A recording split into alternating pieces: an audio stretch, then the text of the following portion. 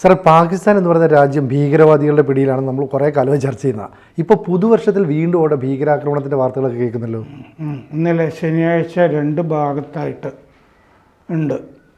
അതായത് ഒന്ന് വടക്ക് പടിഞ്ഞാറ് ഖുറം പ്രവിശ്യയിലാണ് ഉള്ളത്. ഖുറാം ഇപ്പോൾ പൊതുവെ പാകിസ്ഥാനിൽ നിന്ന് വേർപെട്ട് നിൽക്കുന്ന അവസ്ഥയിലാണ് ആ പ്രവിശ്യയുടെ സ്ഥിതി. ദശകങ്ങളായി അവിടെ പ്രശ്നങ്ങളാണ്. ഇപ്പോൾ വെടിനിർത്തൽ പ്രഖ്യാപിച്ചിരുന്നു ആ ഭാഗത്ത്. അങ്ങനെ ഇരിക്കുമ്പോഴാണ് ഇന്നലെ വീണ്ടും അവിടെ ആക്രമണം ഉണ്ടായിരിക്കുന്നത്. രണ്ടാമത്തത് ബലൂചിസ്ഥാൻ ആയി ബന്ധപ്പെട്ടതാണ്. കറാച്ചിയിൽ നിന്ന് തർബത്തിലേക്കുള്ള ബസ്സിൽ ബോംബ് വച്ചിട്ട് സ്ഫോടനം നടന്ന് 4 പേര് കൊല്ലപ്പെട്ടു, 32 പേർക്ക് പരിക്കുണ്ട്. ബലൂചിസ്ഥാൻ ലിബറേഷൻ ആർമി BLA അതിൻ്റെ ഉത്തരവാദിത്വം ഏറ്റെടുത്തിട്ടുണ്ട്. ഇത് തുർബത്തിൻ്റെ അടുത്ത് ന്യൂ ബഹ്മാൻ എന്ന് പറഞ്ഞ സ്ഥലത്താണ് ആ സംഭവം ഉണ്ടായത്. അപ്പോൾ മറ്റേ ഖുറം, വടക്ക് പടിഞ്ഞാറ് ഖുറം പ്രവിശ്യയിൽ നടന്ന സംഭവത്തിൽ നിരവധി പാക് ഉദ്യോഗസ്ഥന്മാർക്ക് പരിക്ക് പറ്റിയിട്ടുണ്ട്. അതായത് തോക്ക് ധരിച്ചു വന്ന അക്രമികൾ ഈ സഹായവുമൊക്കെ ആയിട്ട് പോയ ഈ മെഡിസിനും ഭക്ഷണവും മരുന്നും ഒക്കെ ആയിട്ട് സഞ്ചരിച്ച സംഘത്തിന് പാകിസ്ഥാൻ്റെ ഉദ്യോഗസ്ഥന്മാരെ ആക്രമിക്കുകയാണ് ചെയ്തത്. അത് ഷിയ സുന്നി തർക്കം നടക്കുന്ന സ്ഥലമാണ് ഈ ഖുറം എന്ന് പറയുന്നത്. അപ്പോൾ ഷിയ സുന്നി പ്രശ്നമാണ് അവിടെ. ബലൂചിസ്ഥാനിൽ അങ്ങനെയല്ലല്ലോ. അപ്പോൾ 3 ദിവസം മുമ്പ് ഈ ഖുറമിൽ വെടിനിർത്തൽ പ്രഖ്യാപിച്ചിരുന്നതാണ്. നവംബറിൽ ഈ ഷിയ സുന്നി സ്പർദ്ധയും അക്രമവും വെടിവയ്പ്പും ഏറ്റുമുട്ടലും ഉണ്ടായിട്ട് 140 പേര് നവംബർ മുതൽ ഇന്നലെ വരെ 140 പേര് കൊല്ലപ്പെട്ടിട്ടുണ്ട്. അഫ്ഗാൻ അതിർത്തിയിലാണ് ഇതൊക്കെ. ഖുറം പാകിസ്ഥാനിൽ നിന്ന് പൊതുവെ കട്ട് ഓഫ് ആണ്, വിച്ഛേദിക്കപ്പെട്ട അവസ്ഥയിലാണ്. ഗോത്രങ്ങൾ തമ്മിലാണ് തർക്കങ്ങൾ. അവരുടെ കയ്യിൽ യന്ത്രത്തോക്കുകളൊക്കെ ഉണ്ട്. അപ്പോൾ വേറെ താല്പര്യങ്ങളൊക്കെ ഉണ്ട് എന്നർത്ഥം. ജനുവരി 1 വെടിനിർത്തൽ പ്രഖ്യാപിച്ചത്.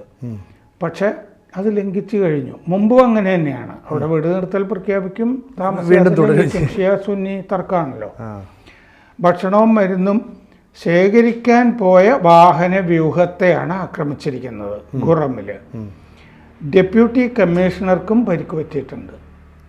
ഈ സഹായ വ്യൂഹത്തിലുണ്ടായിരുന്നത് 2 ഉദ്യോഗസ്ഥന്മാർ, 2 പോലീസുകാർ, 2 ഫ്രോണ്ടിയർ കോർ ഭടന്മാർ, അതിർത്തി രക്ഷാസേനയിലെ 2 ഭടന്മാർക്കും പരിക്ക് പറ്റിയിട്ടുണ്ട്. 2 പോലീസുകാർക്കും ഉണ്ട്. വെടിനിർത്തൽ ലംഘിക്കുന്നത് ആദ്യമല്ല. ഈ പറയുന്നത് പോലെ ഈ ഷിയ വാഹനവ്യൂഹം പോലീസ് അകമ്പടിയിൽ പോകുന്നത് ആക്രമിച്ചിട്ട് 40 പേര് കൊല്ലപ്പെട്ടിരുന്നു. സമീപകാലത്ത് 40 പേരുടെ ഒരു കൊലപാതകം അവിടെ നടന്നിരുന്നു. എന്ന് പറഞ്ഞാൽ ഷിയാകളെയാണ് കൊന്നത്. ഷിയ വാഹനവ്യൂഹം പോലീസ് അകമ്പടിയിൽ പോവുകയായിരുന്നു. ഷിയകൾ സഞ്ചരിക്കണം എന്നുണ്ടെങ്കിൽ മറ്റേ സുന്നി ഭൂരിപക്ഷ പ്രദേശമാണല്ലോ പാകിസ്ഥാൻ. ഈ ഭാഗത്ത് ഷിയകളുണ്ട്. അപ്പോൾ ഷിയ വാഹന വ്യൂഹം പോലീസ് അകമ്പടിയിൽ പോകുമ്പോൾ സുന്നികൾ ആക്രമിച്ചിട്ട് 40 ഷിയാകളെ സമീപകാലത്ത് കൊന്നിരുന്നു അവിടെ. പിന്നെ ഈ പഷ്തൂണിൽ നടന്ന ആക്രമണങ്ങൾ നമ്മൾ ഖൈബർ പഷ്തൂൺവ അത് ചർച്ച ചെയ്തിട്ടുണ്ട് നമ്മൾ. ക്രിസ്മസിൻ്റെ അന്നും അടുത്ത ദിവസമൊക്കെ ആയിട്ട് പാകിസ്ഥാൻ്റെ വ്യോമാക്രമണം അവിടെ നടന്നു. 46 പേര് കൊല്ലപ്പെട്ടു. ഡിസംബർ 21 തെഹ്രീക്ക് ഇ താലിബാൻ, അതായത് TTP, പാക് താലിബാൻ, പാകിസ്ഥാൻ താലിബാൻ എന്ന് പറയുന്ന ഭീകര സംഘടന, അവരക്രമം നടത്തി തെക്കൻ വസീറിസ്ഥാനിൽ. ഖൈബർ പഷ്തൂൺവ തെക്കൻ വസീറിസ്ഥാനിൽ അവർ TTP ആക്രമണം നടത്തിയപ്പോൾ 16 പേര് കൊല്ലപ്പെട്ടിരുന്നു, പാകിസ്ഥാൻ്റെ ഭടന്മാർ. അപ്പോൾ അതിന് പകരം ചോദിച്ചാണ് വ്യോമാക്രമണം നടത്തിയത് പാകിസ്ഥാൻ. വീണ്ടും താലിബാൻ അതിന് പകരം വീട്ടി ആക്രമണം നടത്തി. ഡിസംബർ 29-ന് താലിബാൻ ആഭ്യന്തര മന്ത്രാലയത്തിൽ സ്ഫോടനം നടത്തി. 10 പേര് കൊല്ലപ്പെട്ടു. ഇത് national resistance front of Afghanistan, അത് പാകിസ്ഥാനുമായിട്ട് സഖ്യത്തിൽ കഴിയുന്നൊരു സംഘടനയാണ് national resistance front of Afghanistan എന്ന് പറയുന്നത്. അവരുടെ ശല്യമൊക്കെ കാരണമാണ് TTP ആക്രമണം നടത്തിക്കൊണ്ടിരിക്കുന്നത്. പാകിസ്ഥാൻ ഒരു സംഘടനയെ വളർത്തുന്നു, പാകിസ്ഥാൻ തന്നെയാണ് താലിബാനെ വളർത്തിയത്. പിന്നെ ഇന്ത്യക്കെതിരെ ഉപയോഗിക്കാൻ വേണ്ടി ഇപ്പോൾ തിരിച്ചു കിട്ടിക്കൊണ്ടിരിക്കുന്നു. അപ്പോൾ ബലൂച്ച് റിബലുകളും ബലൂചിസ്ഥാൻ ലിബറേഷൻ ആർമിയും താലിബാനും ഒന്നിച്ച് ചേർന്ന് ചിലപ്പോൾ പാകിസ്ഥാനെ ആക്രമണം നടത്തുന്നുമുണ്ട്. ഇപ്പോൾ മാർച്ചിൽ ബോർഡർ പോസ്റ്റ് ആക്രമിച്ചിരുന്നു പാകിസ്ഥാൻ്റെ. അതിന് തിരിച്ചുള്ള വ്യോമാക്രമണമാണ് അടുത്ത കാലത്ത് ഉണ്ടായത്, ക്രിസ്മസ് കാലത്ത്. ഇന്ത്യക്കെതിരെ വളർത്തിയത് ഇപ്പോൾ ബൂമറാങ് ചെയ്തുകൊണ്ടിരിക്കുകയാണ് ഈ താലിബാനെ വളർത്തിയത്. അപ്പോൾ ഈ ഡുറൻഡ് ലൈൻ നമ്മൾ പറയാറുണ്ടല്ലോ, അഫ്ഗാനിസ്ഥാനെയും പാകിസ്ഥാനെയും കൂടി വേർതിരിക്കുന്ന ബ്രിട്ടീഷുകാർ സാങ്കല്പിക രേഖ, അത് ഞങ്ങൾ അംഗീകരിക്കുന്നില്ല എന്നുള്ളത് ആക്കാലം മുതൽ അഫ്ഗാനിസ്ഥാൻ്റെ ഒരു നയമാണ്.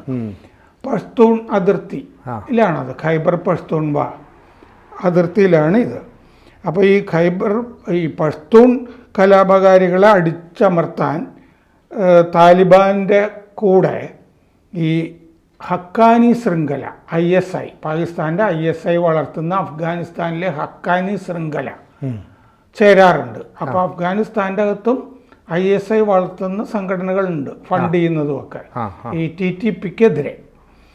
2021 ആണ് ഈ TTP മൊത്തത്തിൽ പാകിസ്ഥാനെതിരായിട്ട് മാറുന്നത്. അതുവരെ പാകിസ്ഥാന് വേണ്ടിയൊക്കെ പ്രവർത്തിച്ചുകൊണ്ടിരുന്നതാണ്. ഇപ്പോൾ 3 കൊല്ലമായിട്ടേ മാറിയിട്ട് ആയിട്ടുള്ളൂ. 2007 TTP ഈ പാകിസ്ഥാൻ താലിബാൻ ഫോം ചെയ്യുന്നത്, രൂപീകരിക്കുന്നത്. അതിൻ്റെ ലക്ഷ്യം ആയിട്ട് അവർ പറയുന്നത് ഖൈബർ പഖ്തൂൺവയിൽ നിന്ന് പാകിസ്ഥാൻ ഒഴിഞ്ഞു പോകണം എന്നാണ്. ഖൈബർ പഖ്തൂൺവ പ്രവിശ്യ സ്വതന്ത്രമാകണം, അപ്പുറത്ത് ബലൂചിസ്ഥാന് സ്വതന്ത്രമാകണം. 2 മേഖല ഇത് തന്നെയാണ് ആവശ്യപ്പെടുന്നത്. പൊതുവെ പടിഞ്ഞാറൻ മേഖല എന്ന് പറയാം പാകിസ്ഥാൻ്റെ. അത് കുറേ കാലമായിട്ട് അസ്വസ്ഥമാണ്, വീണ്ടും തുടരുകയാണ്. ഇന്നലെ നോക്കുമ്പോഴും അത് തന്നെയാണ്. പാകിസ്ഥാൻ പൊട്ടുന്ന അവസ്ഥയിലാണ് നിൽക്കുന്നത്. പിന്നെ ഇവർ പറയുന്നത്, TTP പറയുന്നത് ശരീഅത്ത്, പാകിസ്ഥാനിൽ മൊത്തം ശരീഅത്ത് ഭരണം വേണം. നടക്കുന്ന കാര്യമൊന്നുമല്ല. ഈ TTPയെ പാകിസ്ഥാൻ നിരോധിച്ചിട്ടുണ്ട്. കഴിഞ്ഞ കൊല്ലം ഈ ഖൈബർ പഷ്തൂൺവ മേഖലയിൽ TTP ഒരു താവളം ഉണ്ടാക്കി. അപ്പോൾ മറ്റേ ഖൈബർ പഷ്തൂൺവയിൽ നിന്ന് തന്നെ അവർ പാകിസ്ഥാനെതിരെ പ്രവർത്തിക്കുന്നുണ്ട്. മുമ്പ് അഫ്ഗാനിസ്ഥാനിലായിരുന്നെങ്കിൽ ഇപ്പം അതിർത്തി കടന്നു വന്നിട്ട് ഖൈബർ പഷ്തൂൺവയിൽ തന്നെ അവർക്ക് താവളമുണ്ട്. പരിശീലന കേന്ദ്രങ്ങളും ഉണ്ട്, യുവാക്കളെയൊക്കെ റിക്രൂട്ട് ചെയ്ത് പരിശീലിപ്പിക്കാൻ. പിന്നെ തുർക്കിസ്ഥാൻ ഇസ്ലാമിക് മൂവ്മെൻറ്റുമായിട്ടും മജീദ് ബ്രിഗേഡുമായിട്ടും ഇവർക്ക് ബന്ധമുണ്ട്. അതാണ് വേറെ സഹായങ്ങൾ കിട്ടുന്നു എന്ന് പറയുന്നത്. തുർക്കിസ്ഥാൻ ഇസ്ലാമിക് മൂവ്മെൻറ്റ് അവർ TTPയുടെ കൂടെ ഉണ്ട്. അപ്പോൾ അപ്പുറത്തും ആളുകളൊക്കെ ഉണ്ട്. മജീദ് ബ്രിഗേഡ് എന്ന് പറയുന്നത് ബലൂചിസ്ഥാൻ്റെ വിമോചന പോരാളികളുടെ ഒരു ബ്രിഗേഡാണ്.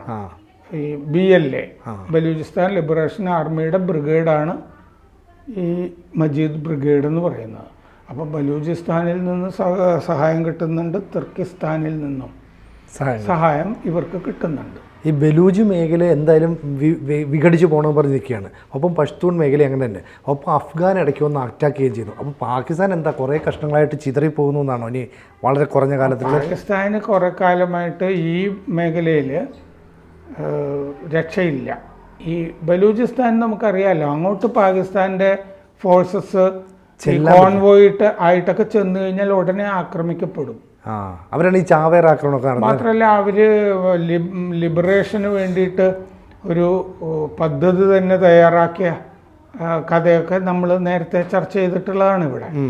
അപ്പോൾ അവർ വിമോചിച്ചു പോകുന്ന ഘട്ടത്തിലാണ് ഈ ഖൈബർ പഷ്തൂൺവയും ബലൂചിസ്ഥാനും, ഈ രണ്ട് മേഖലകൾ. ഈ റോഡ് ആൻഡ് ബ്രിഡ്ജസ് ഇനിഷ്യേറ്റീവ് എന്ന് പറഞ്ഞിട്ട് ചൈന പ്രൊജക്ട് അല്ലേ? ബെൽറ്റ് ആൻഡ് റോഡ് ഇനീഷ്യേറ്റീവ് എന്നാണ് അതിന്റെ പേര്. ബെൽറ്റ് ആൻഡ് റോഡ്, ബെൽറ്റ് എന്നാണ്, ബെൽറ്റ് ആൻഡ് റോഡ് ഇനീഷ്യേറ്റീവ്. അപ്പോൾ ആ പദ്ധതിയുമായിട്ട് ചൈന വരുമ്പോൾ ഈ ചൈനക്കാരെ തെരഞ്ഞു പിടിച്ച് കൊല്ലുകയും ചെയ്തിരുന്നില്ല. അപ്പോൾ ഈ ചൈനയുടെ ഒരു സഹായം എന്തുകൊണ്ട്, അല്ലെ ചൈനീസ് ആർമി അവിടെ കൊണ്ടുവന്ന് റിക്രൂട്ട് ചെയ്യണം, വിന്യസിക്കണം ഞങ്ങളുടെ സംരക്ഷണത്തിനൊക്കെ പറഞ്ഞൊരു ആവശ്യം ചൈന നേരത്തെ ഉന്നയിച്ചിരുന്നല്ലോ. അതെന്താ ചെയ്തിരിക്കുന്നതെന്ന് വെച്ചാൽ, ഇപ്പം മെന്മറിലേക്ക് അയക്കും, ചൈന സ്വകാര്യ പട്ടാളത്തിനെ അയക്കും എന്ന് നമ്മൾ പറഞ്ഞിരുന്നല്ലോ. അതെ. ഈ റഷ്യയിലുമൊക്കെയുള്ള സ്വകാര്യ പട്ടാളങ്ങളൊക്കെ പോലെ അങ്ങനെ സ്വകാര്യ പട്ടാളം ഈ ബലൂചിസ്ഥാനിലൊക്കെ സംരക്ഷണത്തിന് വേണ്ടി BRI ഇനീഷ്യേറ്റീവിൽ ഒരുപാട് നിക്ഷേപം ബലൂചിസ്ഥാനിൽ അവർ ഇറക്കിയിട്ടുണ്ട് ചൈന. അപ്പോൾ ആ നിക്ഷേപങ്ങളൊക്കെ സംരക്ഷിക്കാനായിട്ട് അവർ സ്വകാര്യ പട്ടാളത്തിനെ പാകിസ്ഥാനിൽ ഇറക്കിയിട്ടുണ്ട് ചൈന. എന്നാലും ഈ അഴഞ്ഞാണ് പദ്ധതികൾ നീങ്ങുന്നത്. എഞ്ചിനീയർമാരെയൊക്കെ വെടിവെച്ച് കൊല്ലുമല്ലോ. 2 മാസം മുമ്പ് 5 എഞ്ചിനീയർമാരെ കൊന്നിരുന്നു. പിന്നെ ഈ പണിക്ക് വരുന്ന പഞ്ചാബ് പ്രവിശ്യയിൽ നിന്നൊക്കെ പണിക്ക് വരുന്ന ആളുകൾ കയറുന്ന ബസ്സുകൾ അറ്റാക്ക് ചെയ്ത് മറ്റേ ഓരോരുത്തരെയും നോക്കി, ഐഡൻറ്റിറ്റി ഒക്കെ നോക്കി, ഇത് പഞ്ചാബ് പ്രവിശ്യയിൽ നിന്ന് വന്നവരാണോ എന്നൊക്കെ നോക്കി വെടിവെച്ച് കൊല്ലുക, ഇതൊക്കെ ചെയ്യുന്ന പരിപാടികളുണ്ട്.